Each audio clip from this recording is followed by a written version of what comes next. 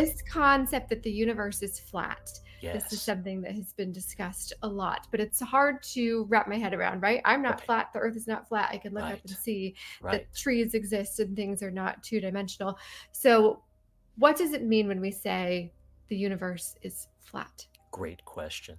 And this is in my opinion, uh, self-inflicted error on the in the part of physicists and astronomers. We should not have called it flat back decades ago. Okay. Because flat does indeed imply a two-dimensional surface that has no bends, no ups and downs, right? Yes, Something that's yes. perfectly smooth and two-dimensional.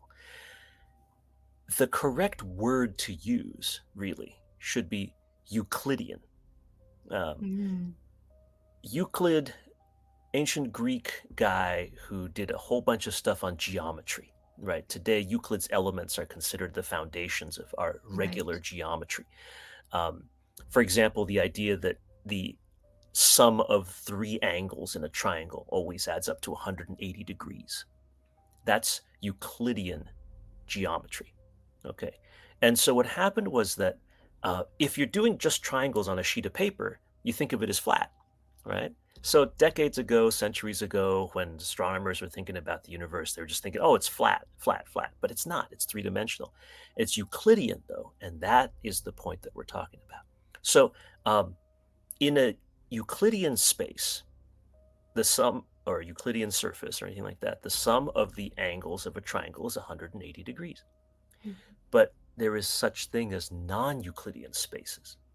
In non-Euclidean geometry, like for example, if you try to do geometry on the surface of a sphere, or if you try to do geometry on a horse's saddle, right? Or if you take a twitchy thing and start moving around and bending it, right?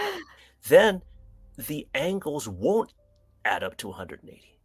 Sometimes it'll be more, sometimes it'll be less, and it depends on the geometrical construct of the universe.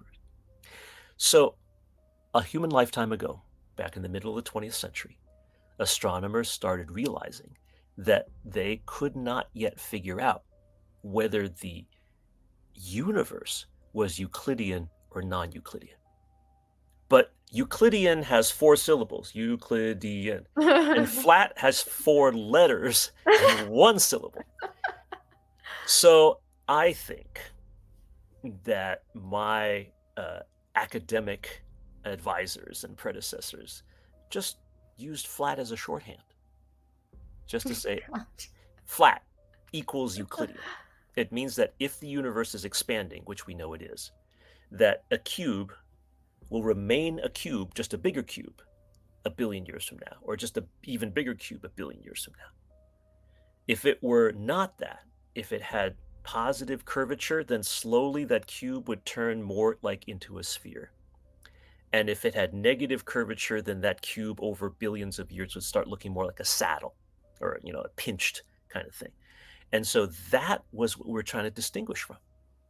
But if we had said just Euclidean from day one, then that particular confusion would not have crept into the world, and I would feel much better about that. So sorry you had to deal with that, CJ. But the answer is yes, we think that the universe expands in such a way that a cube stays a cube, stays a cube of space. Okay. And that means it's flat. But really it means it's Euclidean, and we're too lazy to say Euclidean, so it's flat. Thank you for clarifying. My apologies, man. All right, let's get into some hot takes. Thank you for indulging.